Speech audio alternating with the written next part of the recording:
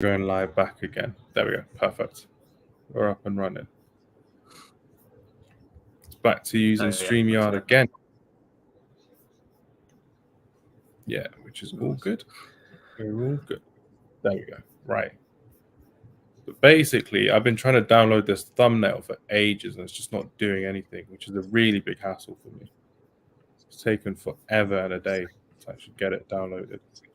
But yeah, literally, I have family that live in Stratford upon Avon, so that's what I mentioned to you earlier about how relevant Stratford upon Avon actually is. Corner for Tunisia. Oh no! I'll clear the way. Corner for Denmark. Oh, go on, Denmark. I don't want Denmark to get out of the World Cup just yet. It needs to happen. What's the group looking like now as well? I'm just putting my phone charger in. The group's looking quite good. Yeah. So I think if Tunisia win and this game is a draw, they through. Yeah. And then if Australia might win, then they. Yeah. So as it stands, it just states it's Australia through as it stands, right? Yeah. Yeah. Which is essentially a free for all in your game. Yeah. It's a free for all in your game, and if there's the dramatic turnaround in this Tunisia game, then it's going to be a bit wild. Yeah. A bit crazy. I mean, Australia can take a point, really, assuming that France win. Yeah. So, but I'm just shocked that they've picked up a win at all, to be honest. I didn't think they would be anywhere, but clearly they've got a little bit of something about them. Yeah, it's a decent goal as well from Australia, so that was really something to really watch when that was happening as well. But no, you mentioned earlier before the stream kind of started as well, before we went live, about all the big kind of shocks that we've had. There have been some ridiculous shocks so far as well when you're actually looking through what's actually happened in the World Cup and how it's happened. When you're looking at how well Saudi Arabia did, how well Morocco did. I don't know why that's still my background, but I'll keep it. I don't mind. I'll keep it. It's not bad at all. That's kind of how I've been looking at it, really. But what's been your biggest shock? So it could be like someone scoring a goal or a team winning. How is it for you, basically? I mean, the Saudi Arabia one, like watching that, it was just like unbelievable. Like, it started, and it's just played as well. It was like, although it was like bodies on the line and defensive like masterclass and a couple of really good saves. Like, clear from the offsides, like they were playing such a high line at times. It was just like they were in Argentina's face a bit, and it was just like, it was unbelievable watching that. And there has been a few there's been quite a lot of talk about like how many 0-0s have been, but there has been some big moments in this, and like that was just watching that just was like I couldn't believe what was going on, and think it's like statistically the biggest shock in World Cup history. I guess that's based off like where the two hang. But yeah, that was mad. But there's been a few. That's how I've seen it. No shocks from because some people going on. Yeah, because some people going on about the Senegal one against France in 2002, but there was a much bigger gap here with Saudi Arabia and Argentina to that team in 2002, which was a bit wild as well. So big difference in there, I would say. Yeah. Goal for Tunisia! Oh my days! I did not expect that. Are you watching it on? Oh, it's offside. So that means... It's been given offside. No way. No. Oh, you got to be kidding. So if Tunisia and Denmark both win, then they're on the same points, right? So it's whoever's scored more. I think their goal difference would be the same, right? Well, would it be head to head as well? Because it's a draw, it would be goal difference, wouldn't it? Yeah. I guess if they both win 1-0, then it will go down. Oh no, because Denmark probably because they scored against France, Tunisia didn't score. I mean, it could eventually go down to head to head, I guess. But they drew, yeah. Yeah, I was reading up about that earlier actually. About how it all goes down, because we're doing a sweepstake with another podcast, and we've all got like a number of teams to pick from, and whoever gets the loser has to buy the kit of the loser. God. I think they've had the least points and the least goals, or the worst goal difference. So right now it can only be Qatar and Canada, who I have both of. But if Canada lose 2-0, then they both have exactly the same record. So I might have to buy a Qatar or Canada kit. But then I think it goes down to like head-to-head. After all the goals scored against, it goes to head-to-head. Yellow cards as well. I think it goes all like fair play, basically. And then eventually they'll just pick a straw, and whoever gets the short straw is out, basically, which would be mad. I'm trying to think what other teams have not really done well. Like Wales have drawn, so they haven't lost both their games. I'm trying to think who else. So I think everyone else has got a point, right? Yeah. Yeah. Oh, okay, that's kind of it then. Let's see. Yeah, so it's literally Canada playing against we got Morocco. Morocco next. Yeah. Yeah. Yeah. So it's looking like I'm going to be getting a Qatar kit, unfortunately. Not that bad though. I mean, yeah, it's not that kit, to be fair. Yeah. But the same happened in the Euros as well. We did the same thing, and I got Turkey, the worst team. So I've got a Turkey kit now. I've not got good luck in these tournaments whatsoever. But why is it always you? I don't know. I think I'm gonna have to do the draw. I'm gonna say there's some dotty links going on in the higher ups. People picking the names out of the hat. Match fix it. That's all I'm saying. You have to get a better kit. But that's a crazy forfeit though, because it's like out of your hands, and then you still have to buy it for yourself as well. So that's money out of your pocket for the worst kit, not even for the best kit. Yeah, that's crazy. It's a nightmare. Anything happening in your game so far? Denmark have just had a half chance, but not. It's pretty scrappy so far. But Denmark on top. Nothing really. Matt Ryan is holding firm. No, that's crazy. That is, because it's just quite rubbish, really. These games, because France aren't even trying in mine so far. So literally, it's all Tunisia so far, but they're not really penetrating. They're barely getting past the final third. Besides the offside goal. Speaking of, cross into the box, it's gone out for a corner. So literally, it's literally just there, like, yeah, they're just relaxing. They've got it's like a 4-4-2 with just like Kolo Muani and Coman up front, and Guendouzi is playing as an attacking midfielder. It's basically Didier Deschamps just resting everyone. Varane's getting the starting captaincy as well. So it's a big change from what we've kind of been used to as well. It should be good. Yeah. Do you reckon France can go all the way? Yeah, I genuinely do. I genuinely do with France. I think the fact that you're literally looking at how this kind of team is, and you're looking at how France have got the strength and depth. The fact that they have, for me, one of the best young talents in world football, who's barely got the hype that he deserves. Theo Hernandez, the left back. Kylian Mbappe gets all the hype in the world, and well deserved, to be fair. Yeah. Eduardo Camavinga, fantastic player to watch. Tchouameni, amazing. Theo Hernandez, amazing. A lot of these talented players don't get the hype they deserve, mainly because they don't. That's not a penalty. When you're looking at it, you kind of think like these guys are fantastic, and they're going to be future world beaters, and they're following on from having world beaters in their team as well. Giroud, Mbappe, Varane, etc. Yeah. Hugo Lloris as well. I think they can still go all the way. It's just the fact that they don't get the hype of this French team because they're not as glamorous as Argentina, Brazil, even Spain, for an example, as well. That's a good way of putting it. What's your thoughts on France so far in this World Cup? I don't know if I'm surprised. I mean, they should have done to the teams that they've played, but they're going forward. They are dangerous. Like that front four is possibly the best. Well, it's tough. There's quite a few good, but it's pretty impressive. But I just think it'll be England will be the first big test, right? If everything goes according to plan for them in this game, because who will they play if they go through top of the group? If they play top of the group, it will be someone like Mexico, Poland, or Argentina from that group, or Saudi Arabia. Oh, right. Yeah. So whoever finishes second in that group, could be Argentina. I don't know how, but it could be Argentina. Argentina. I don't know. I think. Yeah, I think that. I think when they think we'll know why they have.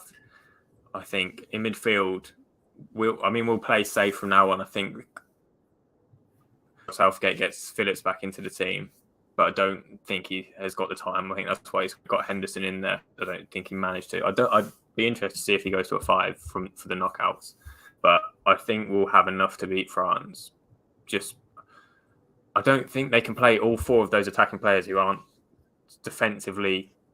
I mean, they're not going to track back the most. I think how we'll play might been doing it a lot in this play into our tournament. hands a bit.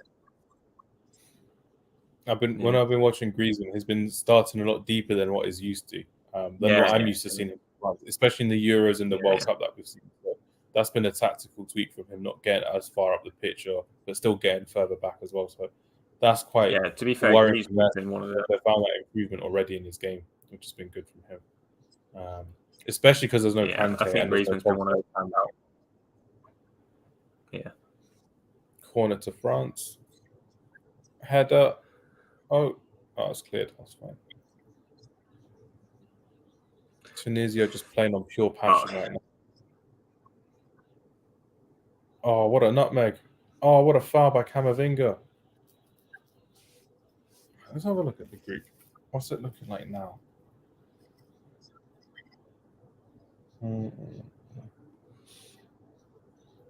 So on our podcast this week, we're going to be talking about the best young players at this World Cup so far. So if you had to pick just two World Cup players that you've been really impressed with that you never knew about before, didn't really rate, who would it be for you, Luke? Or that I didn't know before. So not like the big boys, so Mbappe and that. Not like the big boys. Count. So it'd be like someone like, I don't know. You saw someone like, I wouldn't know. It's not going to be someone like a Rashford or a Mbappe, but someone you hadn't watched properly or week in, week out. Who would you say that, oh yeah, this guy's really good? Let me have a think about that. Let me scroll through the group to see what. I mean, Gakpo I haven't seen a lot of, but prior to this World Cup, and he's like, he seems lethal. He's still not like throughout the game, but I've seen like crazy amounts. I think Netherlands haven't been world beaten. I think they've just done the job.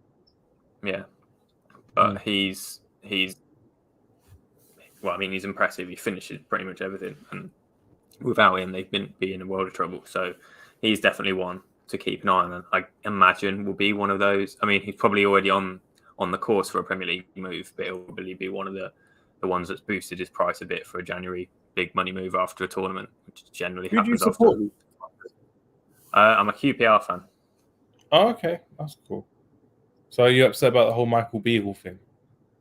Yeah, that is it was coming, but it's just, and you can't, like, being realistic, you can't blame him for leaving for a bigger club. Like, that's what every manager rejecting the Wolves job. He did an interview saying if he's asking his players for commitment and loyalty, and he won't be the first one to jump off the ship. And he said all these things about how he's a loyal man, and then another club comes along and he jumps off the ship. So he just kind of stitched himself up with those comments, and that makes him look like a bit of an idiot. But being realistic, who's turning that job down? Like, it's an opportunity to play in Europe and progress your career. Obviously, he's going to take it. He's just kind of stitched himself up from what he said in the past, literally like a month ago. So that is annoying. That's what's been the whole kerfuffle about it all. Really, it's the fact that so many people are literally going on about. It's like the manager version of Fabian Delph when he was like, "Oh, this is what loyalty looks like." When he stayed at Aston Villa for an extra week and then went to Manchester City, literally the same type of thing that happened there. Yeah. Sorry, I mean, Cody Gakpo was one. The other player was who? All right. Sorry, I've lost track of who I was going to say. Don't worry, I've asked you so many questions. Just so excited. Okay. I'll come back to you. That's okay. Let me get there. Let me have a look at the groups and see who springs to mind. I'm looking at, Camavinga's having a good game. I mean, a few of the American boys when I was watching against England was that the only American game I watched, but they were solid. And I think looking at them into the new, well, not into the new World Cup, into their World Cup, I think there'll be a lot of pressure. But this is a really good tournament for them to kind of prepare for that, especially now they're in the knockouts. That'll be a good experience for them. Getting used to being a bigger team in world football as well. Yeah, exactly. Like that. I mean, that World Cup in 2026 is huge for American football. American, Canadian, and Mexicans as well. Like Mexico are still not off the count. That's going to be a huge game tonight versus Saudi Arabia for them. Yeah, that is big. So that's the thing with Poland and Argentina. Like, it could easily finish Poland being top and Argentina finishing second, where it could be another Argentina versus France matchup in the round of 16, which would be unreal. Yeah. Which would be. It was 4-2, I think, in the last one. When France won against Argentina, which would be crazy. Yeah, that was mad. But no, Cody Gakpo, I would definitely agree with. Mohamed Kudus with Ghana, I've watched him only a few times. I thought he was fantastic. He has been fantastic, which is great. Besides, it's been very good. I've been looking at. I've not really looked at Gavi in the same light as Pedri, to be fair. So when I've been watching the Spanish team, I've just appreciated Pedri a lot more than Gavi, to be fair. So when I've been watching, we did a watch-along for the Germany-Spain game, and I was looking at Musiala. I'm like, Musiala is streets ahead of Gavi from what I can see. So I don't know how he didn't win the Golden Ball ahead of it, but it's been good to see Gavi start a lot of games with Pedri in this midfield with Spain. I'm looking forward to seeing them play next against Japan. They're a fun team to watch. Yeah, I think Spain will be more dangerous to us than a team like France. I just feel like they don't need to commit as much, and they will just kill us with and suffocate us basically. I worry that. I mean, Spain might get knocked out by a team that can score goals and just get past their defense, but I just think they can.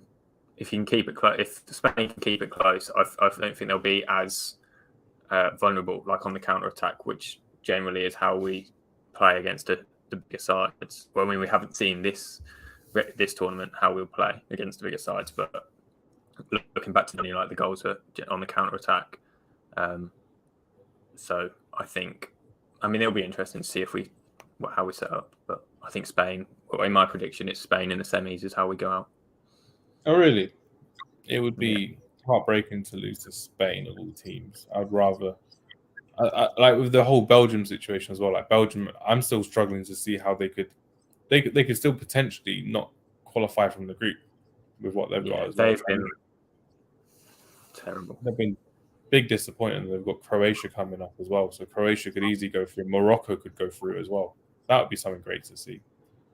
Camavinga's through. Oh. No, nothing's happening there.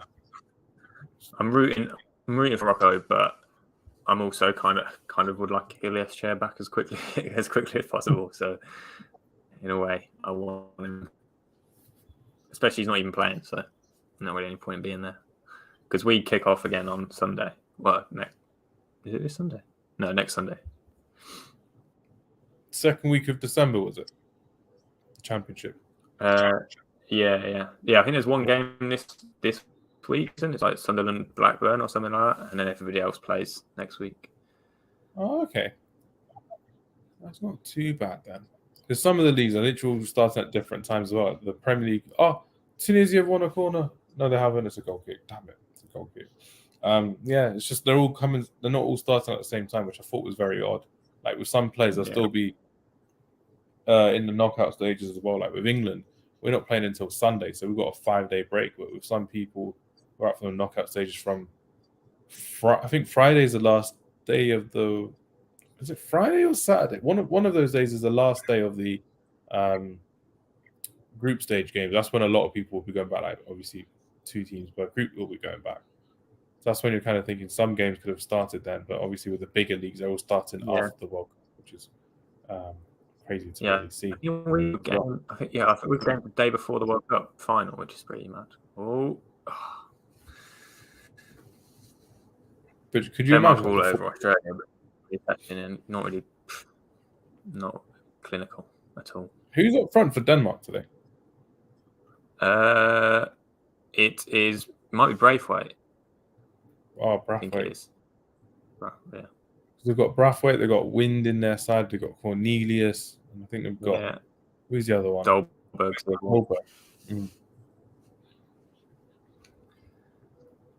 Yeah, it's quite mad because they're missing that proper finisher up front. Denmark haven't had a good striker for a good number of years, like a proper number 9. So I think Dolberg can get there. I think he can, but it just needs to be. Yeah, he's kind of been like he can get there, but he's been like he can get there for a few years. 4 or 5 years, yeah. I think you're right with that. It's one of those things you see him come through at Ajax, Europa League finalist, and then he just moves to France. It just doesn't happen at all, which ain't great. But yeah, Saudi Arabia later on is going to be my big game. I think they might do. I think Saudi Arabia might win that game against Mexico.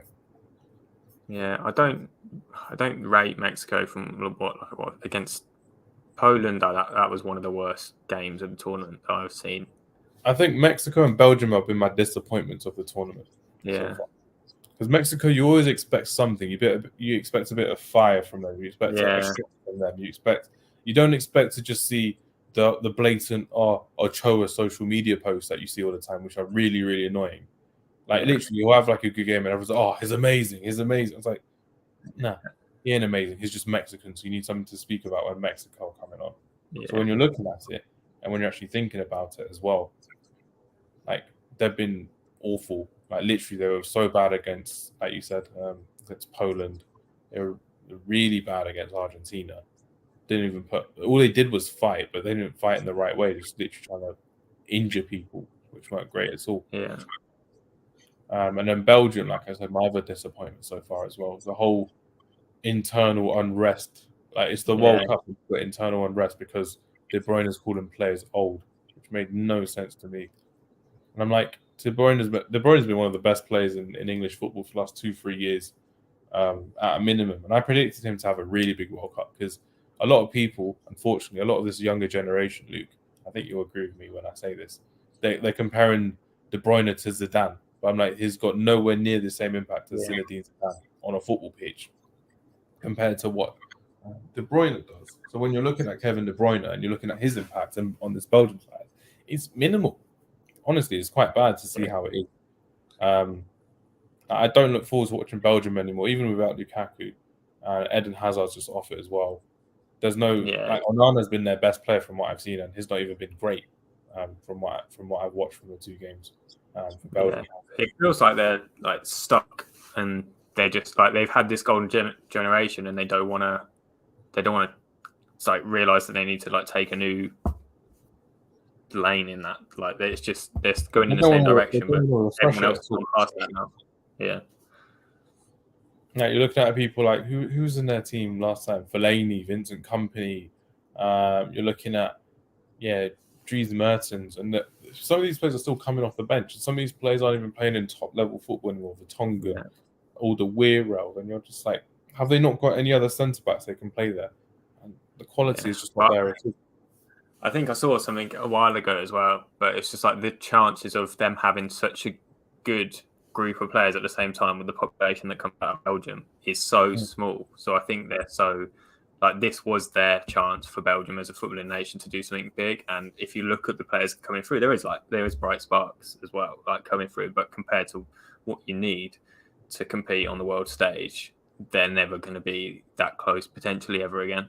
And it's not criminal, but it's poor that they've not really won anything with the squad that they had, because it's probably not going to happen for a long time. World Cup quarterfinals 2018. I think they got to the quarterfinals in the Euros 2016 and losing to Wales of all teams. So that was a bit mad. That's probably when they should have had their best opportunity. Euro 2020 didn't turn up again in that one, which wasn't great. And then you're looking at it like this is just me being me, but I've been a big fan of Leandro Trossard for a good couple of years as well. And even with this season that he's having, they're still going on reputation, like you said earlier, about picking Eden Hazard, which you're looking at it and you're like, he's not done much for Real Madrid this season. Trossard's had one of his better seasons. Chance for Tunisia? Oh, saved by Mandana. Yeah, 30 minutes in, and just another chance there as well. You're kind of looking at it and you're kind of thinking, like, why does Trossard not start? Why does he not get? It's not even getting in. Yeah. Like, even Trossard must be fuming at this, thinking, right, he's done all he can to get into the squad again. And to try and get into the starting lineup, he can't do it because Martinez is, in a way, stubborn with his ways and with his play. And Thierry Henry, as an assistant coach as well, he must be thinking, he must be looking literally like, come on now, surely.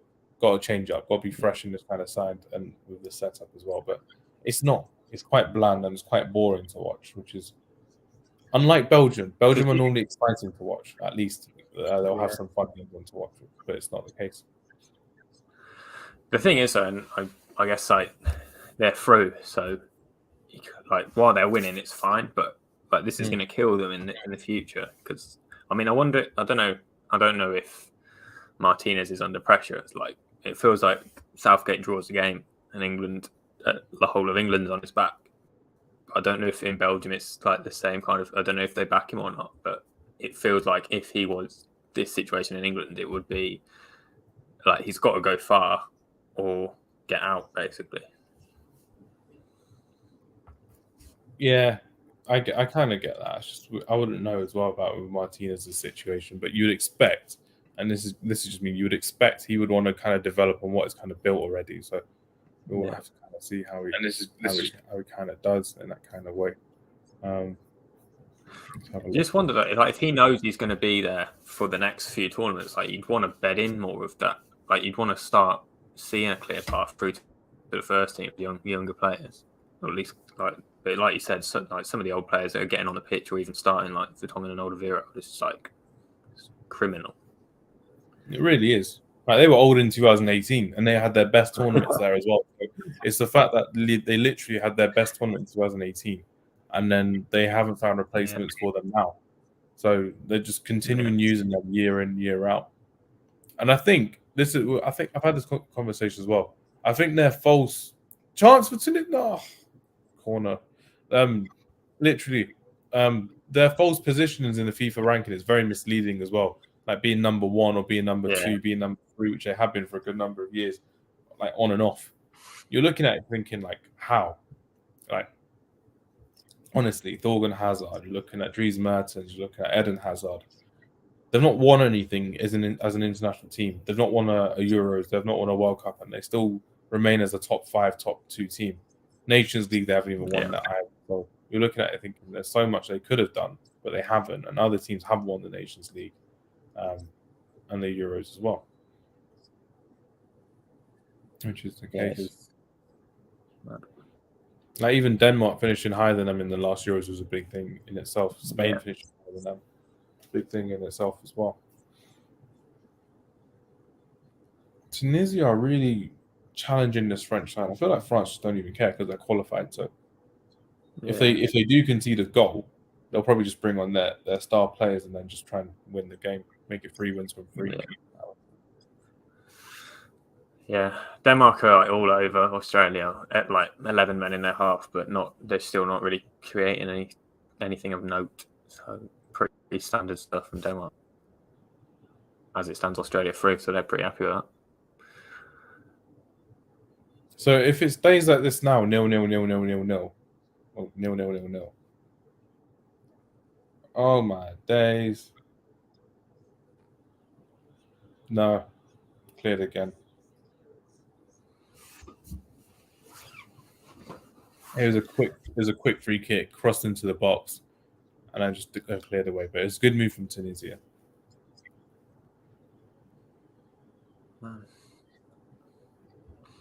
Argentina is another one that's, I don't know if that's disappointing. I don't know what you expected. Like I've always got don't know what in my mind that the South American teams in this tournament are just not gonna turn up, and Argentina I definitely can't, based on their first couple, even against Mexico they weren't that great. I don't think that they can I think that's the first test they'll have, they'll be out.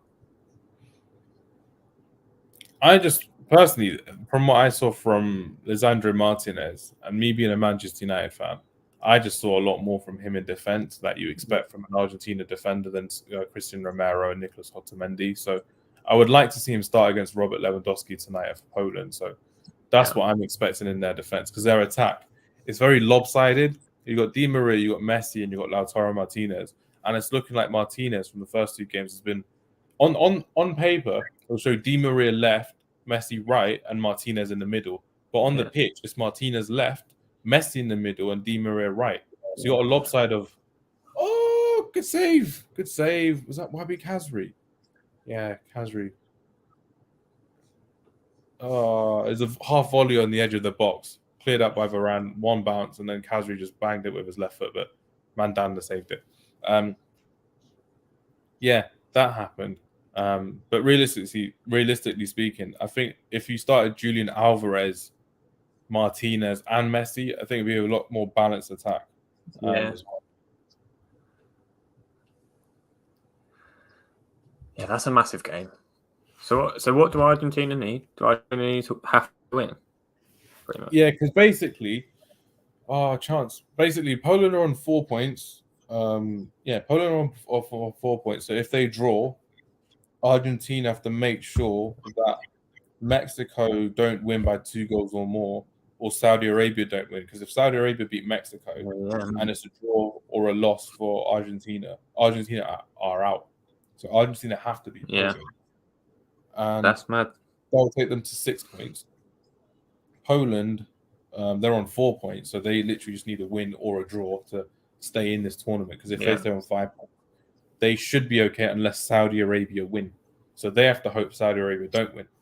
But what I've liked in this tournament so far, I don't know if you've noticed it as well. In the games that we're watching now, they've got the scores of the other games on the screens.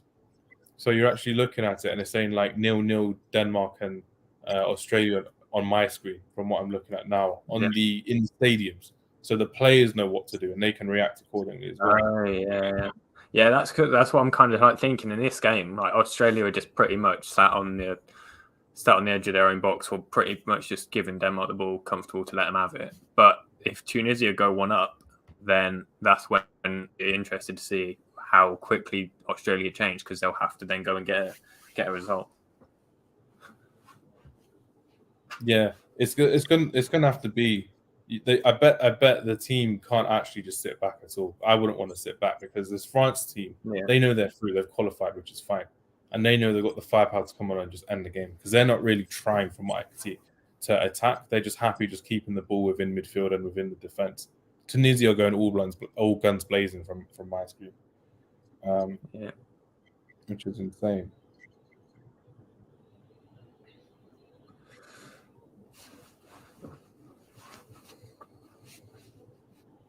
This is unreal.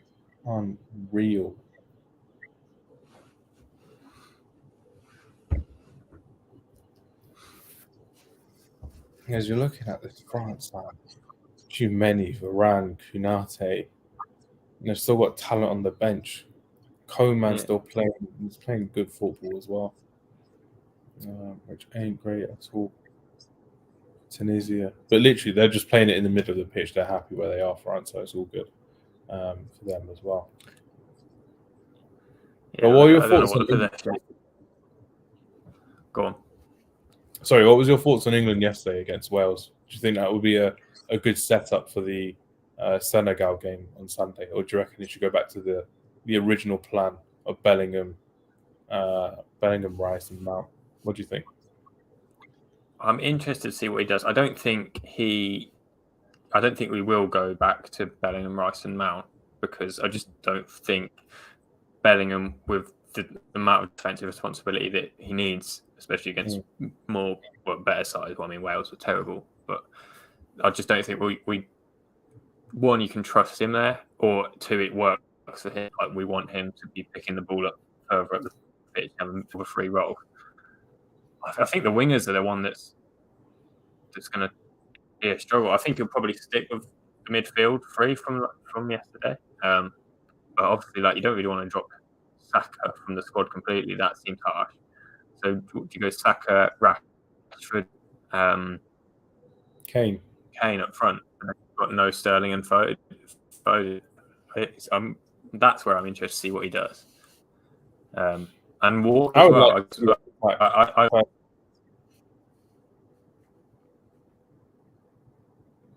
What was that? Sorry, I was saying I'd like to see that attack personally, the Saka, Kane, and Rashford one. I think that would be a very good one. With Kane dropping deep like he normally does, creating loads of chances, like he does for England as well, and having two fast players against these two fast fullbacks that Senegal have. I think that would be a very good way of starting off against them, I should say. Yeah, I think so. I feel to Sterling now though, and then it's just like you can't not play Rashford, you can't not play Saka. So I mean, he has to really play both of them. He's not like a full bit there, but I'm still sort of in the back of my mind thinking he's going to go back to a 5 because I think he'll want Trippier in the team and he'll want Walker in the team. So that kind of, I wouldn't be surprised if he goes back to pretty much the team that went so far in the Euros, to be honest. That's true. Because I personally, for me, I don't think Senegal as a team you need to go 5 at the back for. I think personally, I'd be really happy to see it as a team where Stones and Maguire would be pretty good against Dia, against Ismaila Sarr on the wing with Luke Shaw there as well. And then personally, I think that would be pretty good so far. As we've got Bamba Dieng to come off the bench as well. He did pretty well in the group stages as well, respectively. I think he's still got more to give Bamba Dieng as a winger for Senegal, especially with Sadio Mane injured. But I don't want to see a back 5 or a back 3 against Senegal because I think we have that freedom and that creativity finally in the midfield because we have the extra man there, which is nice to see. And when you have extra runners going forward as well, when you've got Harry Kane on the pitch and his runners are expected to be wingers, it's just a lot better for him because when he's got wingers who are fullbacks, runners that are fullbacks as well, wing backs, it's not great at all because then he's waiting for them to pick up so he can lay it into someone. If he's playing as a number 9, it's perfectly fine. But as he plays as a false 9, I should say, it's not his natural game to kind of wait for them as well. That's why Spurs kind of do that as well, which is a bit mad. Yeah. It's just a bit mad. I don't like it when Harry Kane has to wait for players to be around him. If he has the wingers there, he's perfectly fine. That's why he did so well under Jose Mourinho personally. From when he did start to drop back deep, he had Son one wing or Bale the other wing. Lucas was another one as well. So it happened for him. Through ball, Kazri, cross it. Surely that was offside. That looked offside. Yeah, it's offside. Sorry, you were saying. Yeah, I think that's why it could be so. If we had Rashford and Saka, that they're quite like direct. So if you get Kane dropping deep and those two seeming beyond him, that's pretty impressive. But having said that, before the free kick yesterday, we were pretty. We were dominant, but we weren't that exciting either. So I think always when we get that first goal, the kind of handbrake comes off a little bit. But it's just like it against Iran, got it so early on or pretty early on. I mean, there was like a big stoppage, but then we could start to play a bit. But if someone can hold on to a 0-0, we struggle a little bit. And I don't think it really matters who we've got on the pitch. I think we're so worried, and probably rightly so, about making sure we protect our defence. And in tournament football, that's like I always say you don't win a tournament without a decent defence. And so Southgate has proved, not about the winning part, but going far in tournaments by playing relatively defensive football. But yeah, against Senegal, I think we should be fine with a 4. I think against opponents after that, Rice and Henderson, that's a decent enough protection. So maybe he will. That's what I don't mind because it's like you said earlier on in the conversation as well. Phillips is still not match fit yet, even though he had that game yesterday, which is perfectly fine for a couple of half an hour. I think he had, or probably more than that, I should say. It was good that he got the game time because even if we have Henderson on for another 45, 55 minutes, I would say bring Phillips on, bring another attacking midfielder on. It gives him that opportunity there to actually just have a bit more leadership, a bit more calmness in midfield. Where although he doesn't, like a lot of people don't rate Henderson as a footballer, you can't knock him as a leader. And if we kind of need a leader in the knockout game as well, where Senegal will look to overpower us like they did against Ecuador, like they did against Qatar as well, which they can do on the wings as well, with their overlaps especially. Henderson will be vital to actually cover up for a Kyle Walker or a Trippier or a Luke Shaw, basically, like he tends to do for Liverpool as well. So it's not the worst idea to have Henderson. Probably just not. He's one of those players that's gonna. Yeah, exactly. He's one of the players that's just gonna. He's not gonna do the exciting stuff, so it's hard for people to praise him because like the stuff that he does is not.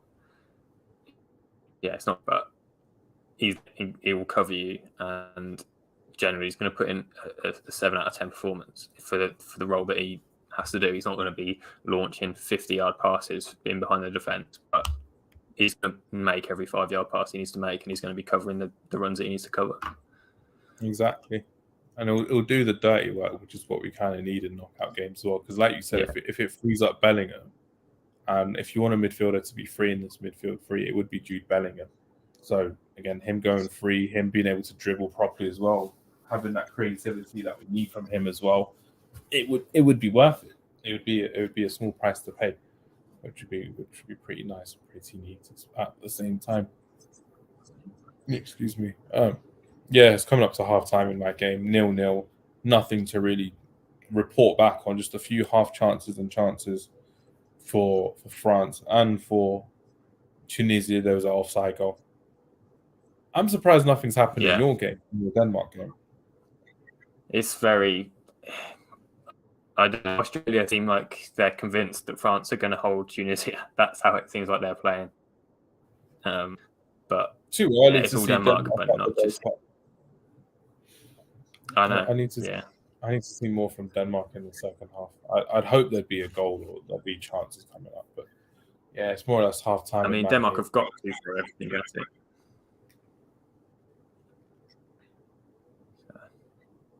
Kammerfinger. It's a ball in. I think. Yeah, nearly half time. 1 minute to go. I mean, you know how bad the game ups when there's only 2 minutes added on. Literally, that happened in our game as well. Literally, just 2 minutes added on. Goalkeeper kicks it up. Nothing happening, and then just keeping the ball in midfield, not even looking to attack. Or maybe pass it forward. Maybe Coman's there. No. Okay, maybe not. Shot. No. Okay. Yeah, nothing happened. 10 seconds till half time. Half time. Do something, Wabi Kazri. Shoot. He hits over the bar. And that's the end of the first half. And the Tunisian fans are definitely not happy.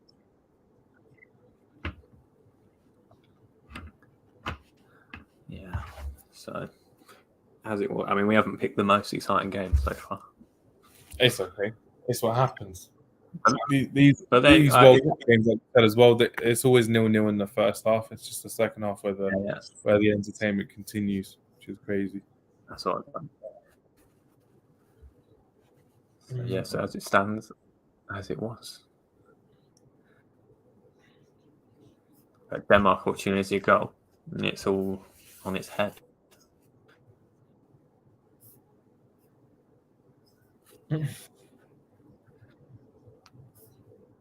Sounds like Tunisia are throwing everything at it already, but Denmark really haven't. I mean they have, but just not lethal enough. It's the final pass is just off every time. Yeah, literally nothing happening there, which is crazy, absolutely crazy. Right, let's take a 15-minute break and come back for the second half because literally nothing to report back on after doing these little watch-alongs, which will be good. So I'll see you in 15 minutes. I'll just pause the stream for now, which will be good. All right. Cool. See you in a bit. Do I kick you from the street? How do I do it? No, stop.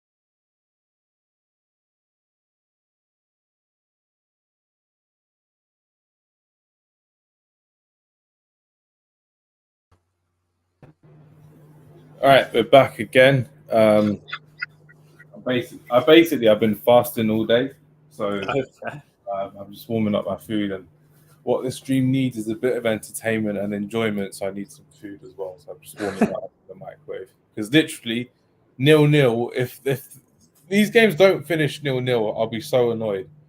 But Tunisia are just looking for every single foul in the book, which is crazy. Yeah, Australia the better side, surprisingly. Maybe they've been told that France the Denmark game, and I was like, that's a bit crazy how they're going about it. But do you think I feel like Australia could hold on from what I've seen so far as well? What do you think? Yeah, I mean, at some point, Denmark are going to have to throw everything at it. Like they have been generally controlling the play, but yeah, I wouldn't be surprised if we got a couple of 0-0s from what we've seen, or Australia have just had a chance, blazed over. Oh, okay. There's a Leeds fan in the stands supporting Australia. Unbelievable. There's a lot of people from Leeds that moved to Australia, apparently. Because when Man United played against Leeds in pre-season once, they were in Australia. And there's so many Leeds fans there, like more than expected, which was crazy. Well, I didn't know that either. It's something that they just have a big fan base in Leeds and the USA and Canada. Maybe it's just loads of people from Yorkshire just move abroad. Yeah. I I was thinking at half time. Do you say you're a United fan? Yeah. Yeah.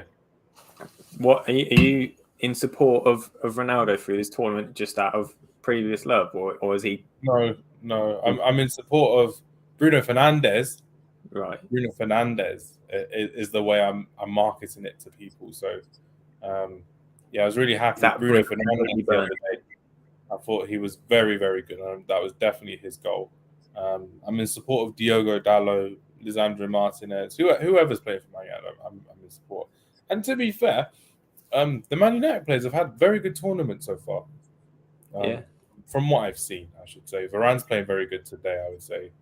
He's not really threatened by much so far from Tunisia. So we're going to have to see. Wow, Kingsley Coman. Don't stop running, man. You're so quick. I love watching Kingsley Coman play. He's so good to watch, Luke. He's so good. But it's just with all of these injuries as well. Yeah. It's just you want to see him at his best. You can see him like not always pulling. He's pulling a lot of his effort, which is really sad to see. But Kingsley Coman has been in the France squad for years, but has never held down that position as his own yet as well. But no, enough about me. Are there any other QPR players in the tournament that you could enlighten us on, Luke? We've only got the two. It's just Seny Dieng as backup to Mendy for Senegal, and Chair for Morocco, who's not got a minute yet either. So unfortunately, both of them are quite important to us. So if they do, well, presuming they will miss our game against us game back next Sunday. So that's a bit of a nightmare. But the main thing is they've also got a manager. So no manager, no keeper. Yeah, they'll be fresh at least. Yeah, just had a nice holiday. That's not too bad. That's not too bad. Right, so it's time for me to eat. What have you got? It's just rice and veg today. Needed something light because Kazri. Basically, what I'm doing, me being me, is Kazri hit over the bar. They're claiming for a penalty, but it's not. Basically, I'm trying different dishes from different countries at the World Cup. Yeah, so great. I'm trying a vegetarian version of this Tunisian dish with like potatoes and coriander, parsley, but using white rice instead of brown rice because I thought let's just quickly make something. So I thought I'd try it. Let's give it a go. I may put the camera off and the sound off, but I'll be in and out of it as well. So you'll still hear me talking. And I'll ask you questions where it'll mean that you're talking a lot as well. So I'll be back in a second. Yeah. Okay.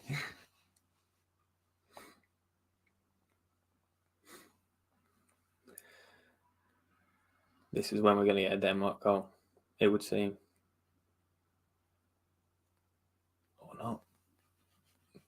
very, very slow.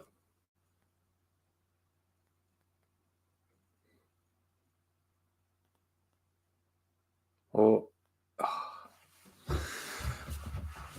same old from Denmark, all over them, but no end product whatsoever. And that attempt of the jinx has failed.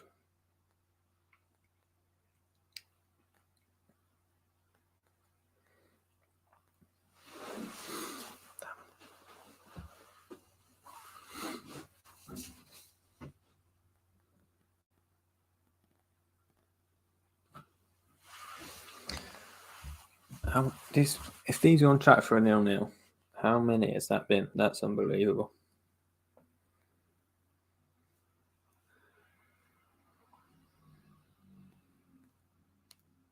None yesterday.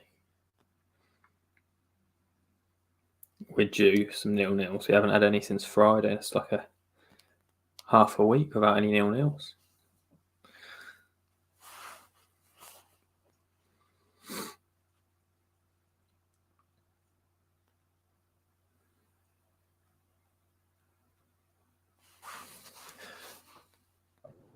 Right. So, whilst I have whilst I open my fast, I've got 2 questions for you to answer and to enlighten the audience. Name your top 3 World Cup memories, first of all, and then name your top 3 World Cup goals of all time that you've watched. Oh, that is a tough one. I'll be listening, but you won't see him on camera. Yeah, no worries. Top 3 World Cup memories. So, let's think from an England perspective. The World Cup, the moment. Do you know what? There's obviously the last one being the most successful in my lifetime. The moment everyone thinks about is that Trippier free kick of the height of that. But I think potentially, maybe it was just the situation I was in and the people I was with. The relief was it when we scored the last minute winner against, it might be Tunisia actually, I think, in the group, if my memory serves me correctly. From that corner, the relief of that and the elation. Goal. Yeah. Yeah, that's Tunisia, game week 1. That just sort of, I think that set the tone, and that I just remember that would just. I think maybe because it was like 95th minute, the complete contrast in emotions, like, oh my god, we've drawn to Tunisia, to winning it and setting off that it's coming home bandwagon, which was ultimately unsuccessful. That, and also the penalty shootout in that tournament were highlights from an England perspective. So those are the England ones that spring to mind. I think. I mean, the South Africa World Cup, that's always unbelievable, and that goal, goal for South Africa, goal for all of Africa. That moment is absolutely. I mean, you can't watch a World Cup without having a throwback to that moment. That is just what the World Cup's all about, and that's something that we missed. The host nation just hasn't had that feel about it, even though that was probably, I think that was like one of the worst home nations in terms of footballing ability on that, or at least going through the group. But I think they're the only other nation not to go through the group, actually. But that was just like what everyone was behind South Africa, it felt like, at that, and just the whole vibe of that World Cup and the ball as well. It's just that summed it up, I think. So that would be up there. All of them feel quite recent. And I had another, and then the game that springs to mind is like just one of the best.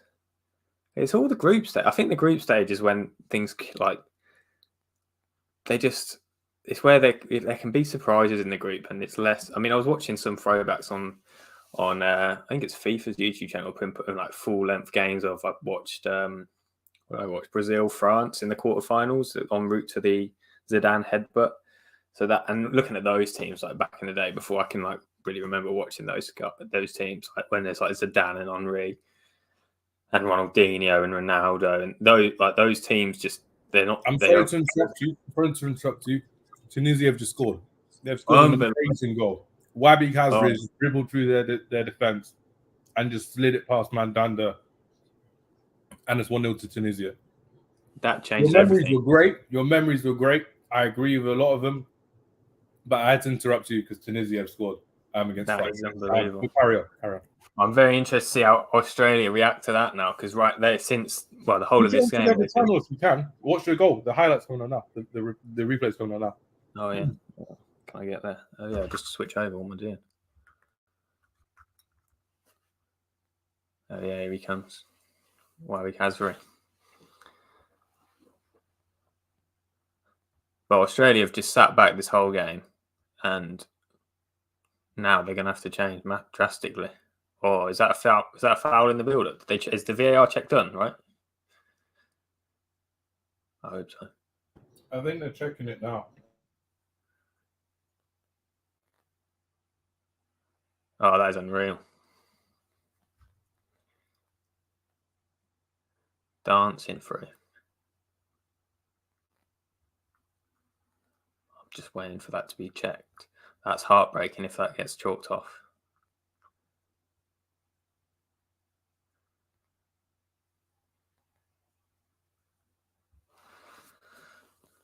So, Tunisia, do they top the... No, they don't.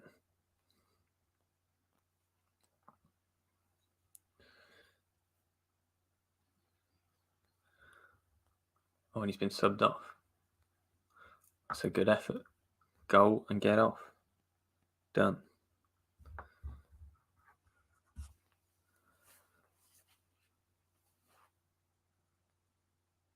Wow, that is unbelievable.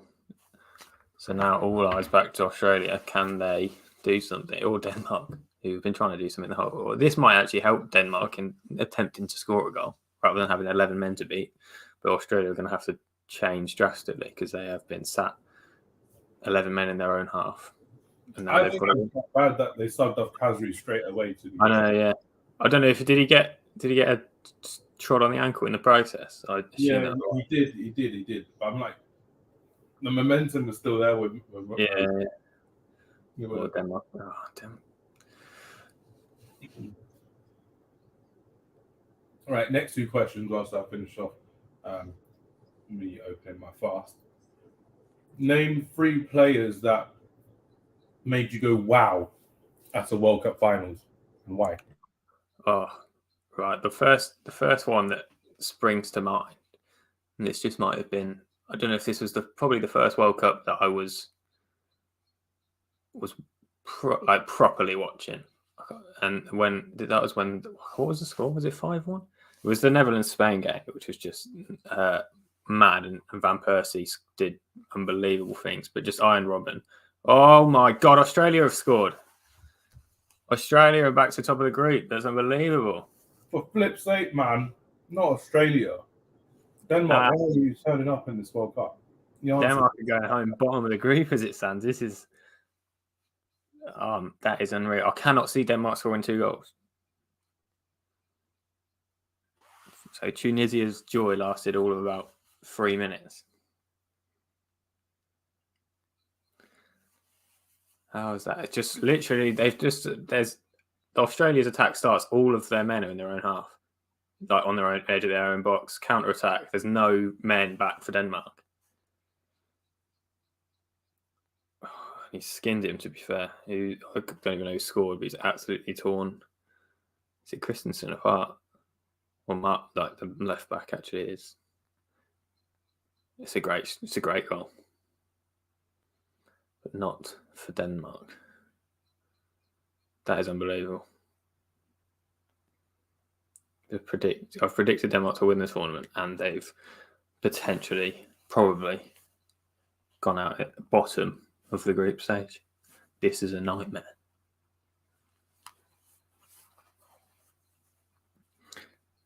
I did not see this coming whatsoever. Australia have been they've been nowhere. It's just another shock. Tunisia winning, Australia winning. This is. I mean, looking forward to the last 30 minutes of this now. I mean, Tunisia can't do anything about it. It's all just Denmark hold the keys to this group now. We literally just said as well, YB Kasri should not have been subbed off straight away because you never know what happens. And then such a reactionary thing as well. Give him another 5-10 minutes, and then literally 3 minutes afterwards. Yeah. 3 minutes afterwards. Oh, all the big dogs are coming on now for France. Not all of them. The main one, Mbappe, is coming on. Oh. Rabiot's coming on as well. And Saliba's coming on. Looking forward to seeing Saliba play. He's been very good this season for us. Yeah. Oh, imagine Australia finishing top and France finishing second. Second, that would be crazy. Yeah, that would be. Deschamps knows that he could be potentially facing Argentina. That's why he's bringing the big players on there. He knows that he could secure a draw or something, which would be good. That means as well, if France did somehow come second, then it could be like an Australia, Saudi Arabia in the next round, something like that. Could be. That would be unreal. One of them going through to the quarters. Yeah, look at it now. France top, Australia. It's quite a big goal swing. Still need a couple of goals each. Australia, Tunisia, and then Denmark.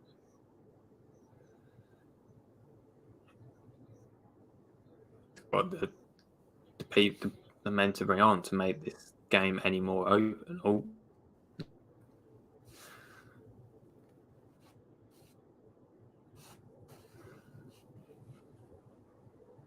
There's going to be a lot of added time. No one's got anything to go by. 65 minutes in my game. Yeah, 64-19, sorry, I should say. 63. Yeah. Yeah.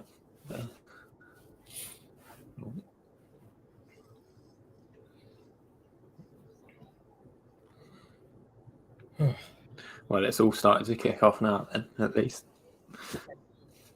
Last 25 minutes. Tunisia still on top? Or have they sat back? I mean, the Mbappe factor has kicked in, so France have regained possession. Mbappe's calmed it down. Camavinga's been playing left back all game, by the way. So Rabiot's just come into play centre mid. And Varane's been subbed off as well, so Saliba's at the back with Konate, I believe. So and Guendouzi is still playing as a winger. I don't know why he's been playing as a winger. Mbappe's left wing, Guendouzi's right wing. Which ain't too bad at all. France kind of know that the swing of points won't be that bad, so I think they'll be okay. It'd have to be an absolute. If Australia get a second, that's when they'll start to worry and bring on some more players as well. The thing is, as well, like the group they're going to come up against is all to play for as well. So, like, they could top the group and face Argentina still. Yeah, it's all to play for Argentina later on, because France, they're more or less done. It's all about Denmark and Australia. Like, what's going on in that game? Is it still Denmark dominating possession? It's just scrappy. Yeah, that's how the goal came. Everybody inside the same third, and Denmark didn't have anyone inside their own half. And they had just one ball through. It was a really good goal, really good finish, to be fair. He's all on his own. Popped into the bottom corner. But yeah, it's pretty similar. But Australia are taking the sting out of the game. Like, there's a few fouls, no momentum for Denmark. That's the problem, and there's no way they can get in behind because they're sat on the edge of their own box the majority of it. Yeah, Tunisia kind of letting their emotions get the better of them. Like, they're diving in for fouls, being a bit tenacious, I would say, which is good. It's normally good from them, but they're letting France get deeper and deeper into their kind of possession as well. So France is doing a lot better now since Mbappe has been on with Rabiot and Saliba. So, big foul on that one. That wasn't a foul, it was just a follow through, if anything.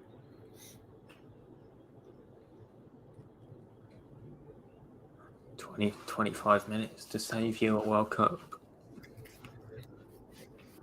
Something Wales couldn't do yesterday. Painful for them. They were horrific.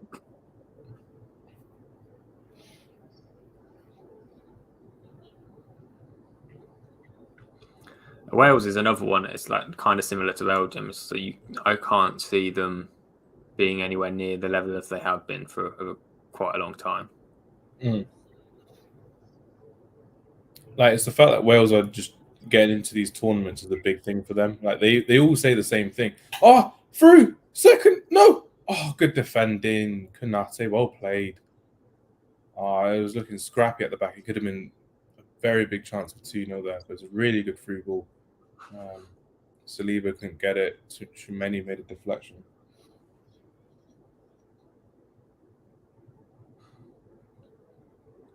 What other foods have you tried from the other countries? What's been the best one so far? I think me being me, I was just a sucker for Moroccan food. I think it's just easier for me to make as opposed to going out to restaurants and stuff. So it's been quite cool and quite nice to have that as well. Yesterday we had what did we have?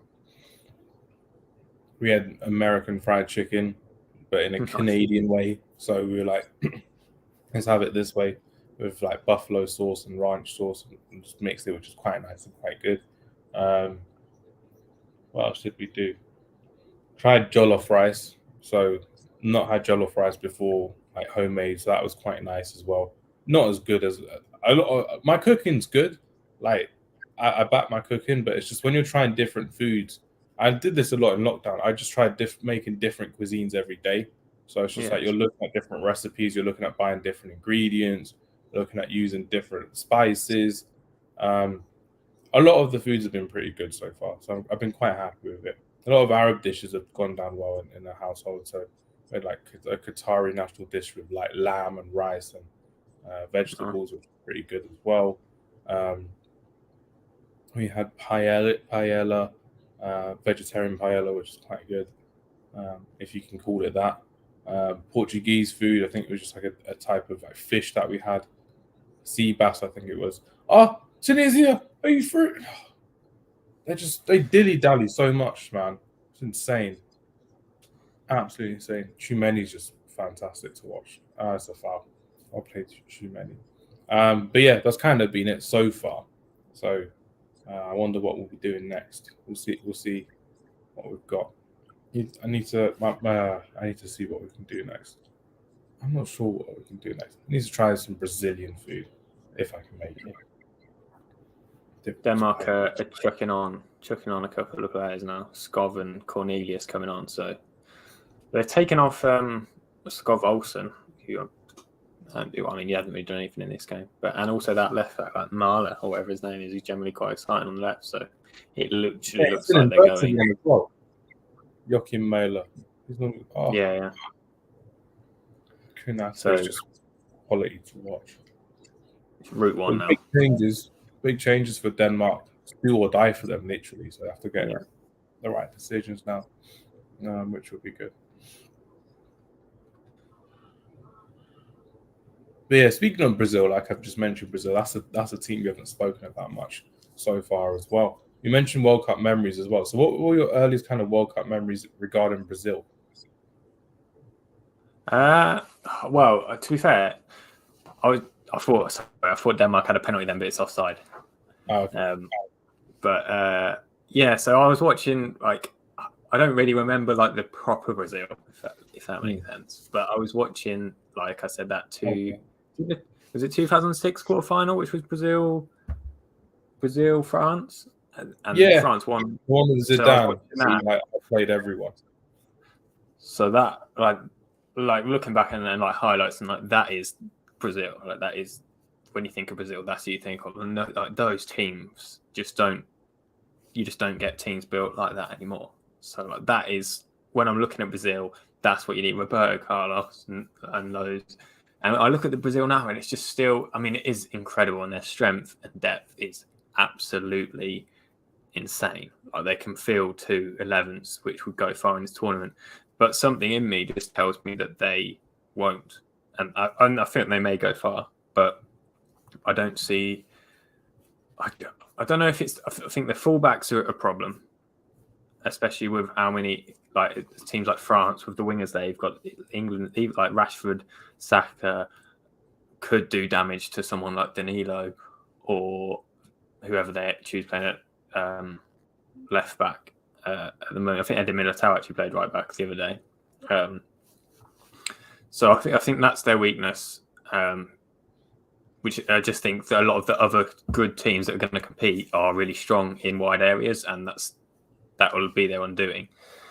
So that's what I'm going to look at good this tournament. But yeah, my earliest memories of that, and then the first memory that I can remember, like the biggest, is just that 7-1. To be honest, like where it's just fell apart. And I think that might have like got stuck in my mind, because generally whenever Brazil get to a major tournament, or every major tournament, I'm never really backing the South American teams. And I think that those memories of the World Cups, the earliest memories of the World Cups that I have just got stuck in my mind. And I just don't think that it's all the excitement and the flair, but it's like I said earlier, the first thing you need to win a World Cup is a good defence. You saw it in the Euros. The two best defences in the tournament got to the final and ended up being decided on penalties. Or not necessarily the best defences, but the teams that were defensively the best might not be in individual quality, but as a unit. Yeah, I get what you mean. Yeah, literally, they defended properly as a team, not just the individual players who were the better defenders. I get that. Like if Brazil, because I think the thing as well, and it's amazing, and you wouldn't want it any other way. If Brazil win a World Cup, they're going to win it in the way that it should be won, probably. But I think if they turned it down a little bit and gave themselves a little bit more protection, then they might be more successful.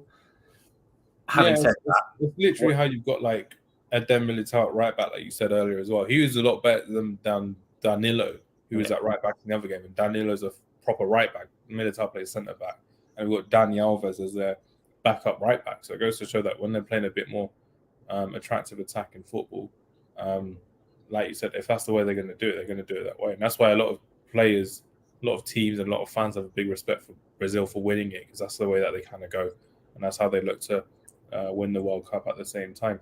Well, how they look to win games. But this time around, for the first time in a long time, if you've noticed as well, they're a lot more pragmatic. They're playing with a lot more pragmatism in their play, because they're used to just going out all guns blazing, gung ho. Last World Cup, we did have like Jesus, Coutinho, Willian, Neymar, of course. Now, with the strength and depth that they've got in their attack, they're more focused on building up properly from their defence and not rushing with their attack straight away, and playing a bit more tournament-like football. So the 1-0s, I think we saw that against Switzerland as well. It's like Brazil had plenty of chances to score, but generally didn't really give Switzerland a sniff. And it was just solid at back, and they've got the players in forward areas which they will carve out opportunities. And just like you mentioned as well, with the strength and depth that they have as well, the quality midfield that they have, they will carve out chances, and they actually will make it a lot more competitive for people who will actually struggle to break down this team. But having someone like Casemiro in the side and Fabinho on the bench, not even getting some game time yet as well, with the 5 sub rules, goes to show how much they trust that their midfield so far. Paqueta playing as an attacking midfielder, I think, in one game, and then Fred was defensive midfielder in another game. Even without Neymar, they're missing their flair and their attack that they had in the middle of the field. But they're just being a bit more, a lot more disciplined, I would say, which is quite good.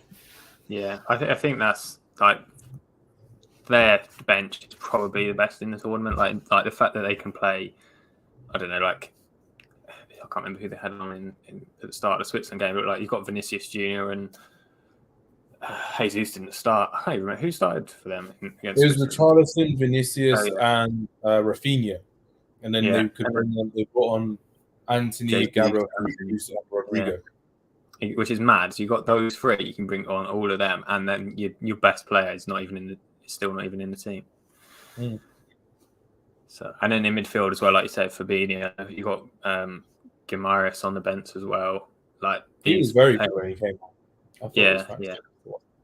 It's interesting that Paqueta gets in there. I mean, I guess it's slightly different. Like maybe doesn't want him as far up the pitch, but I would have been inclined to start him ahead of Paqueta, but from what I've seen.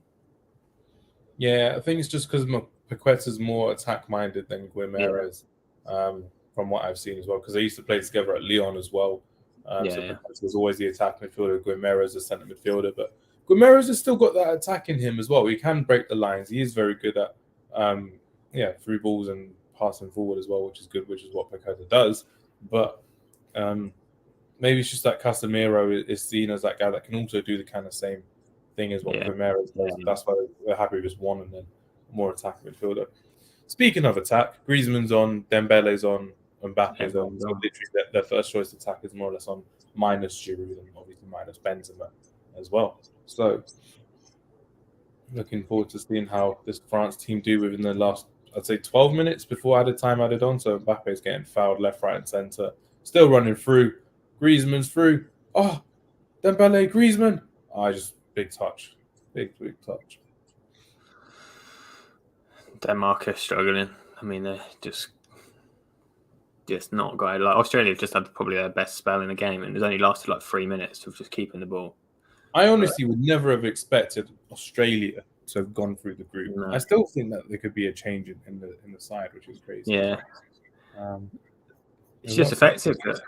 What they've done is counter attack, and they knew if they scored one goal, chances are Denmark aren't going to score two, and that looks like it's been spot on.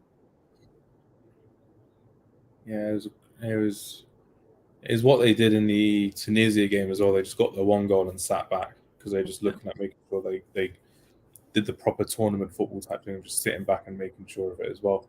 Speaking of, Griezmann's taken a corner out swinging, and it's over the bar. They're right back. Disasi headed it over.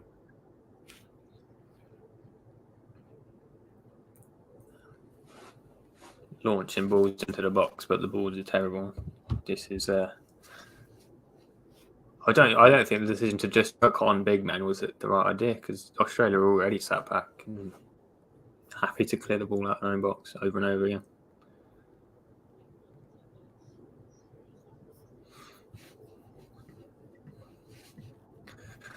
Ten to go.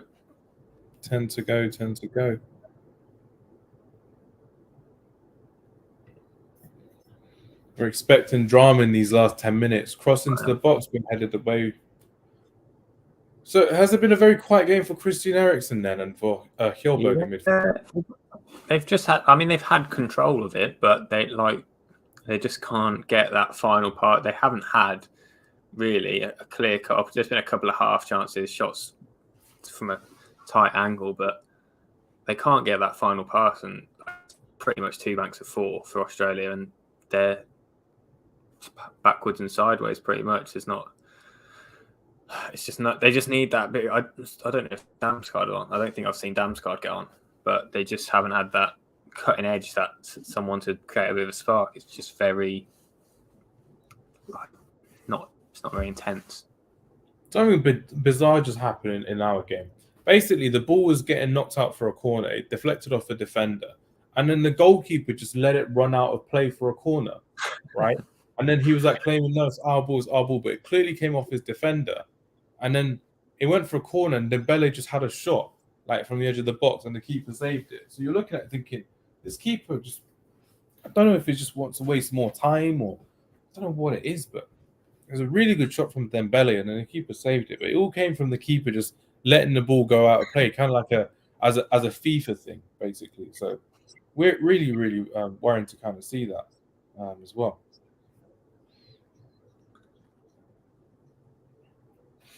But Tunisia, I think they're kind of just doing all they can do. I personally don't think France are penetrating as much as they can, because when you're looking at it, and when you're probably seeing it from afar as well, this France team with the right mentality, this guy's just crazy. This mentality is just, let's just keep the ball. Let's show that we're interested, but we're quite happy with where we are in this team as well.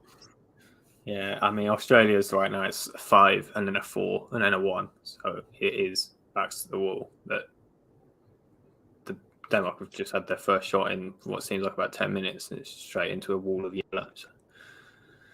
For your sake, I'm hoping there's scenes, because if it's just the 1-0 for an Australia versus Denmark game, I'm hoping there's last-minute scenes for Denmark. It normally is in tournament football as well. There's only fireworks from them. They need 2 goals.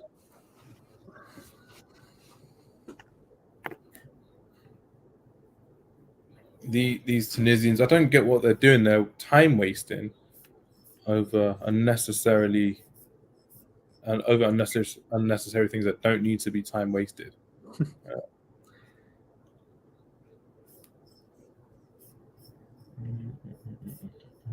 I think the Tunisian manager's come out and said if they don't get through the group, then he's gone. He'll resign.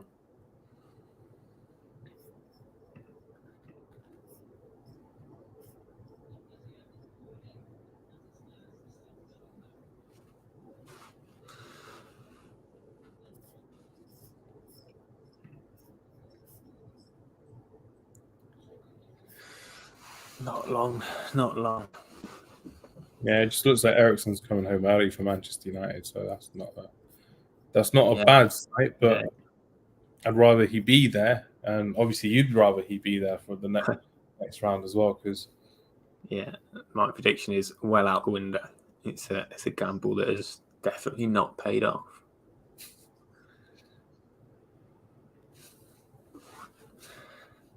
I'm just like this. The thing is with this France team, you just know there's so much more they can give, and they probably will give. Yeah. They're just all saving their legs. But with this kind of squad players, with the kind of squad players that they have, you'd expect them to kind of try and put their mark on this game, but they're not really doing that. Besides the defenders, probably Konate, I would say, has made a case. Camavinga, I don't know why they played him at left back, but he's made a case for himself as well. Mbappe just crosses a ball crossfield to Dembele. Dembele whips into the box. Rabiot! Oh, he's just hit it wide. Well wide across the face of goal. Never mind. Yeah, that was when you watch that back on the highlights. I won't even be on the highlights. It's literally how bad this game has been. But France's finish, he just hits it across the face of goal on the half volley. But France are looking comfortable from where we've seen them as well. Like France are a team where I thought if you were to score one goal against them, they would have just turned up properly and they would have done a lot more. But it's not the case. They've got so many more gears. You've got so much to go through. Just hold the ball, Tunisia. Something could happen in the other game. So technically, if Denmark get a goal and it's 1-1, did Tunisia go through? Yeah. So, one goal changes everything. So Denmark, technically, are playing for Tunisia and for Denmark. Yeah. And then if Denmark then play for themselves and score twice, then obviously they're through. So, that's a foul, surely. So, just to set the scene for everyone watching as well. Literally, one goal for Denmark sets up Tunisia going through. 2 goals for Denmark sets up Denmark going through. No goals for Denmark means Australia going through. Oh, I just don't want to see from this group Australia going through. They came through in the playoffs as well, and now Tunisia are just wasting time. They know for a fact time is going to be added on, which makes no sense to me. Like, it's going to be one of those second halves. I think for this one will be like 8 minutes added on, which is now the new normal for free. So I think that's going to be the case. The ball's just up in the air all the time. Australia have got this game won by they've played it like tactically. They've done brilliantly. Like, they haven't. Football's horrific to watch, but they've given Denmark nothing. And when they've had the ball, they haven't really needed to time waste because the ball's just been in the sky the whole time. So there's literally been nothing from like Joachim Andersen playing like crossfield balls or nothing really from. There's no spacing behind for him to pinpoint a run. Like it's just balls out to the fullbacks and then that's it. It's not like. So is it like a mid block or a low block that they've got then? Low block. Okay. Yeah. Right now, 6 men in their own box. And Denmark's on the halfway line. It's low. That makes it easier for Australia. Because obviously, if they're going to play long ball football and you've got someone like Harry Sutter at the back as well, that's going to be crazy. Chimeni's just getting fouled left, right, and centre. It's been quality all game. Yeah, they're Australia are just forcing Denmark to play balls into the box, but that's exactly what they want to deal with. Unless it's a perfect cross, they're not going to get anything out of that. And I'm guessing you're talking more about like cross-field balls where literally the defenders can just attack them, so the second ball doesn't even bounce into like into the next half. Yeah, exactly. Not next half, but into the penalty area. They're so comfortable. They're basically playing rugby right now. Yeah. I mean, if that were the case, you would assume correctly, that their centre backs would normally be at the top of the field, no? Oh, no. First chance in a while when they slashed it wide. Yeah. They just, I don't know, they just look like out of ideas. It is back to Anderson at the back, and hope he can pick out a worldly ball. Ericsson gets on the ball, but there's nothing on. There's no spark in it at all. Same thing for 87 minutes of this game. What about that chance that just happened? Did it just go wide? You said he sliced. Yeah, it. there was a challenge that had come in and kind of deflected through, and again, half chance. Like, no, it's not clear, but he's just lashed at it, spooned it wide. Okay, yeah, I get you. I don't think they've had one chance where I thought that should be going in the whole game. Mbappe and Griezmann just turning on the style now. Oh, shot! Oh, just wide. Kolo Muani, a striker from Frankfurt. Oh, it was a really good move. First thing to get excited about all game from France. Mbappe to Griezmann, Mbappe to Griezmann, Mbappe to Griezmann to Kolo Muani. It just hits it wide, just wide of the left-hand side post. But it was deflected, so it's gone for a corner. But Kolo Muani is definitely not starting ahead of Olivier Giroud in the next game. Griezmann has just wasted a corner, going all the way to the opposite side of the pitch where Camavinga just crosses it in. Rabiot tries heading it in. Going through to the keeper. Oh, I guess rid of it. Good. Get rid of it. If France do come up against England, who do you reckon comes out on top in that one? Honestly, and this is just me, I think France will come out on top. I feel like the whole Giroud, Maguire, Stones thing, I think we'll win that. I think we'll have better competition. It's more for our fullback. So if we do play back five, I think we will be very good at actually dealing with it. Kyle Walker against Kylian Mbappe on the left will be very big. But you know what it's kind of like with Luke Shaw and Harry Maguire on that left-hand side against someone like Ousmane Dembele as well. That's going to be a crazy kind of battle. Yeah. And the defense that France have are ridiculous, like Varane, Konate, Upamecano, Saliba. They could play any of those at the back. Theo Hernandez, who I said earlier on the stream as well, I think is a fantastic left back. So I think there's quite a lot for him to kind of offer. So it's going to have to be someone like Bukayo Saka who can track him back all the time. But the main battle for me will be in midfield. Yeah, I think their midfield, even with the injuries they have, they will be a lot stronger with someone like Tchouameni against someone like Declan Rice, for example. I think if Declan Rice wasn't English, he wouldn't have had the hype or the appreciation. Really? I think it's very good. Don't get me wrong, but if he wasn't English, so let's say if he was from somewhere like Germany, he wouldn't get the hype or the appreciation that he gets right now. But Tchouameni, nothing's happening. It's just one of those with Mbappe. When you just see him go running, I thought he was going to do something, but the Tunisian players are going around the referee. It's just another foul. I think he just got tripped up, basically. Got 6 minutes added on here. 8 minutes for us. We got with 91-30 in so far. I'm hoping for a goal, just for somebody to be excited, even if it's Tunisia. Yeah. I bet you any money, when watching the games later on, they will be exciting. Yeah, 100%. What happened there? Ericsson was like a foot off it having a chance, but again, it's just like he couldn't get control of it, and then he was in the 6-yard box. So if he'd been a little bit further forward, he would have had a sitter. Okay, I get you. So it's more just crossing into the box. Yeah, it's getting them in and hoping that somebody's there, which they were at that time, but it was just not. And then just someone going in on the second ball, basically, as well, just in case. Kasper Schmeichel's on the halfway line. Is like everybody is. It's just long. Mbappe just hit the wall with his free kick. I thought Griezmann would have taken that, and then Mbappe shoots from well out, like 35 yards out, and then just saved by the keeper. But yeah, like I said, I bet you any money the games that we're going to watch later on, Argentina versus Poland will be box office, and then Saudi Arabia versus Mexico will be very big. What's your predictions for those games as we're nearing the end of our games? Do you know what I'm thinking? I feel like Argentina might. I don't know. I feel like Saudi Arabia are going to win. I back them to get through at the start. But I don't know. I can see Poland Argentina being a draw. Poland would like to hold it to a draw, as well. That's the craziest. So I can see Poland and Saudi Arabia going through that group. But I just think that from what I've seen from Argentina, like you said, against Mexico, they got the result, but it wasn't anything special whatsoever. And obviously Saudi Arabia, potentially a better performance, but just the result was not there. But there's ways to beat them, and I think Poland will be solid at the back.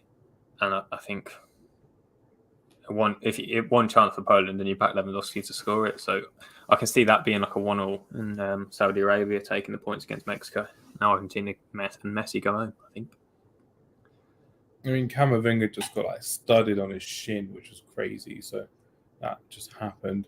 France is still on the attack. For me personally, I'm going to go for an Argentina win. I think with Messi, I think this has to be his now or never time. He had it against Mexico. I think he has to turn up again like he has to.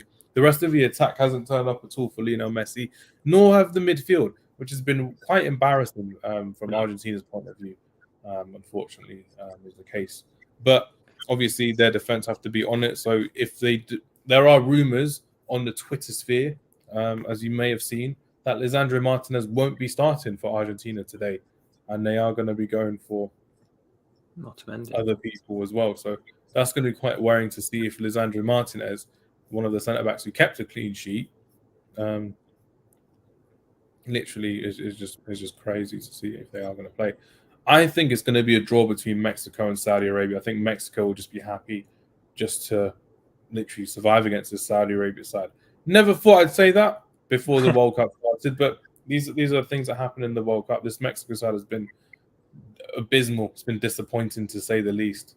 And I'm not looking forward to watching that game, so I'll be watching all eyes on Poland versus Argentina later on. How will that leave the it's a corner for Denmark, a mix up at the back. Schmeichel's up with a minute to go. No, well, let me turn it on to yours if there's a minute to go. Let's give it a go. Ericsson taking the corner.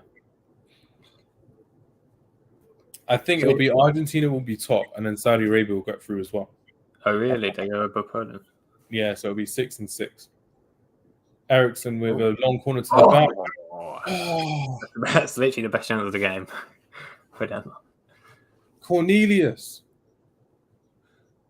Australia wasting time. I don't watch Australia celebrate. It's probably like 3 a.m. there as well. Imagine their fans watching it now. Tunisia are out of the World Cup then if it stays like this after their heroics against France. Dembele should. But yeah, I think it's going to be a case where Poland will finish on 4 points, Argentina will be on 6 points, and Saudi Arabia will be on 6 points as well. That's how I think it's going to go. I think there will be that shock of Saudi Arabia winning, and obviously, it'll be a big game for them as well. I don't think Mexico will win. That's just my pure and honest thoughts, because they haven't shown me anything to say that they can win a game of football in this World Cup. Yeah. But then again, this is the most crazy World Cup that we've seen in a long, long time. So anything can happen. That's it. Australia have done it. Unbelievable. Oh, the only good thing is with Australia is, if they end up getting someone like, literally Argentina in the next round, that would be a good thing. But if they get Saudi Arabia, that would be a crazy thing to see one of these in the quarterfinals as well, which would be unreal. That is crazy. I mean, looking at Australia's team, there's nobody in there of no household names. Looking European football anyway, and then Denmark have got so many stars. I don't know how they've got out of this group. That's unbelievable. I don't know how Denmark didn't offer more in this tournament. Terrible. Very lackluster. Honestly, terrible. They're in the best run of form they've been. the Euros was one of their best tournaments in a while. The Nations League, they're on fire, and they've come into this tournament and scored a singular goal. Griezmann! Oh, Griezmann! Last minute goal for Antoine Griezmann. Oh, is it? Yeah, literally. Tunisia they were already out, but they could have had a historic win at the World Cup against France. And after all that time, in the 97th minute out of 98 minutes, it didn't work for them, unfortunately. It just didn't work for them. It's really sad to see how that's happened. But yeah, that's football. That's how it happens with football. Yeah. Antoine Griezmann is just really happy with his goal. It's a good finish as well, to be fair. Good finish, but that's the end of Tunisia's tournament. That's the end of Denmark's tournament as well. Good pass in from Camavinga as well to the side. Chimeni with the cross into the box, headed away. Griezmann weaker foot finish. Oh, nice finish. Very, very good. So yeah, it'll be Australia finishing against the team finishing first. So that's why I'm hoping. This is why I'm hoping that Australia will be facing Argentina in the next round. Messi versus Australia. Hopefully we'll be stat padding against them, but that's kind of all to play for as well. But France have deserved this draw personally. I thought Tunisia did very, very well, but France literally, when they brought on their sub players, needs to win. Ooh, we got a comment. Mbappe needs 2. Mbappe needs 2 to be the top scorer of the World Cup. Yes, he does. You're right. Yeah, absolutely. Which is good.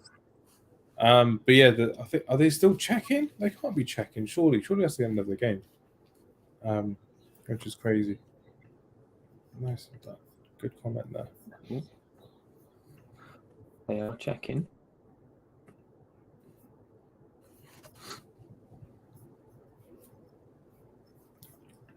So you can have a look.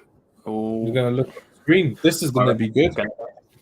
It's gonna get chalked off, I think. Imagine if Denmark had scored. This would have been more enjoyable than scoring. Yeah, if this was 1-1 and this goal is like either to kick Tunisia out of the tournament or not, that would have been mad. That would have been insane. Yeah, he's offside. Griezmann's offside. It's definitely.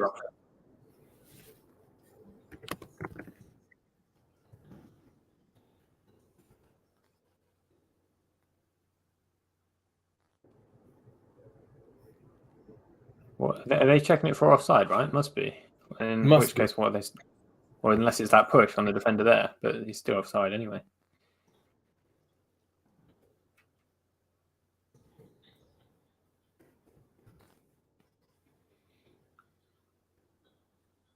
I mean, the ball's delivered in, and Griezmann is in an offside position. Yeah, that's got to be offside, surely.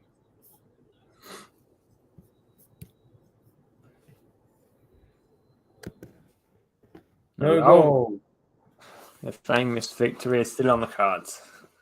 It could happen. It could happen.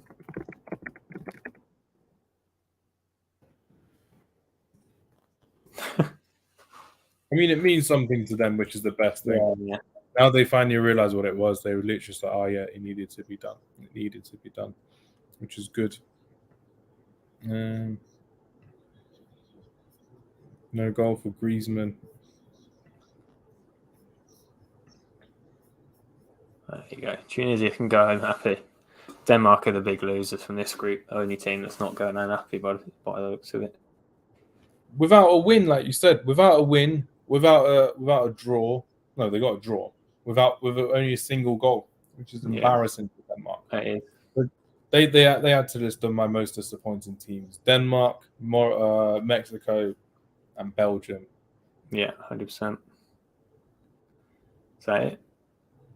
Throw in for France. Literally, they're just waiting for the whistle to blow. It's a weird feeling for Tunisia, though. Like, a huge win against France, and they're still it's not in their hands really. What's happened? I think they're just going to enjoy the moment. They've got to just enjoy the moment for Tunisia. Beat France, the world champions, in a group, even if they are going to get knocked out.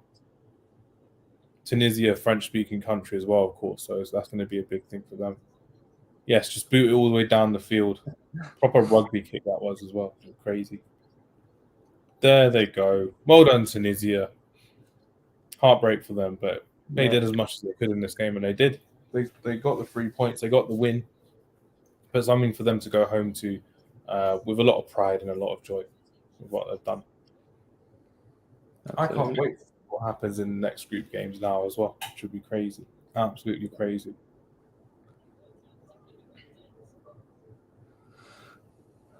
There you go.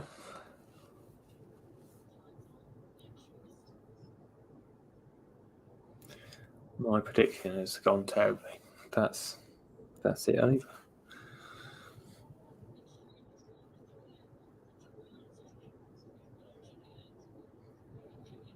Yeah, well, it's been a good time having a stream like this as well. It's been good to chat with you at the same time, which is pretty good. Yeah, thanks for having me on. No, anytime, literally anytime, because I'll be doing a lot more of these over the next couple weeks of the World Cup, which will be good fun, especially when it's 3 o'clock as well, and when everyone's at work and stuff like that as well. It's just nice to have someone to speak football with, which is better than just like watching it by myself, which is pretty good as well. Hopefully, we can get a better couple of games next time. Definitely, we would need a couple more games that'd be a bit more enjoyable as well. Were you watching the England game on Sunday? I think I'm going to a mate's, but not decided yet. It's meant to be my work's Christmas party, but I'm going to have to have to pass on that. I don't know why they decided to do it. Yeah, 100%. I'm already bailing. Already bailed on that one. But yeah, what about you? No, I might go to my parents' house to watch it. It would be good to watch a game with them and my sister, and hopefully my brother goes as well. Good family occasion, but not being able to watch a game together, so that'll be a good excuse on a Sunday evening as well to watch England versus Senegal as well. But yeah, Australia 1-0. I'm still waiting to see what this group is looking like. Do you know what the group finishes like? It's France top, then it's Australia, then it's Iran, Tunisia. Oh. Yeah, Tunisia. That was my mistake. I said Iran by accident. Tunisia. And then Denmark, which ain't great at all. Yeah, that's 100% right. Biggest disappointment of the tournament. Belgium might get through, so if they don't, then it's 100% them. But there was big hopes from me for Denmark, and that is terrible from them. Definitely. But no, just to let you know as well, I'm going to be recording this week's podcast of Friday Night Counterattack tonight after the Argentina game. So if you're free and if you're interested, let me know and we'll put it on. We can record like a Zoom for like 35-40 minutes as well if you are free. And then we can post it Friday, which will be good because obviously it'll be good to get a reaction straight after the Argentina one as well, which will be pretty good as well. Yeah. I'm going to see my dad to watch those couple of games. I think my girlfriend didn't meet until 9:30 tonight. So, unless you're recording after that, in which case I'm more than happy to jump on for a bit. But yeah, it'll be after the game anyway, so it'll be perfectly fine. I wanted to do a watch along for that one, but I was like, nah, there'll be more passion coming out of me than I need to put on the internet. So yeah, it needed to be done in a certain way, which is good. But no, that's quite it from me. Before we wrap up, Luke, just if you want, plug your podcast, plug what your podcast is about and stuff like that as well, because we've had a good few people watching us today, which is quite nice. So once again, Luke, thanks for coming on to the podcast. Just let everyone know about the Corridor of Uncertainty podcast, if that's all right. Thank you very much. Yeah, we're just a football podcast available on all your podcasting platforms. Myself and Ben, we're a QPR and a Liverpool fan, so I feel like we've got quite a diverse range of opinions, which we clash quite often, I would say. But it's nice to be supporting the same team for once. But even then, it's hard to get the same opinion. But yeah, just a couple of mates chatting football. Always happy to get anyone involved who's listening, whether that's commenting on our social medias or if you want to jump on the podcast, where our DMs are always open. So yeah, get involved. That's why we do it. Fantastic. I'm looking forward to it, and hopefully we'll be speaking to each other soon over the coming weeks as well during the World Cup, which will be quite good as well. But no, Luke, thanks for your time today. It's been great to speak to you, everyone, thank you very much for watching myself and Luke on the stream, and hopefully many more to come and many more conversations to come later on, which will be quite good and quite enjoyable. But yeah, France have gone through. Australia have shockingly gone through as well. Tunisia are out of the World Cup, and Denmark have kind of whimpered out of the World Cup, which is embarrassing to really hear. Watch the highlights later on, which ain't great. But everyone, thank you very much for listening. Take care, and we'll see you next time. Cheers.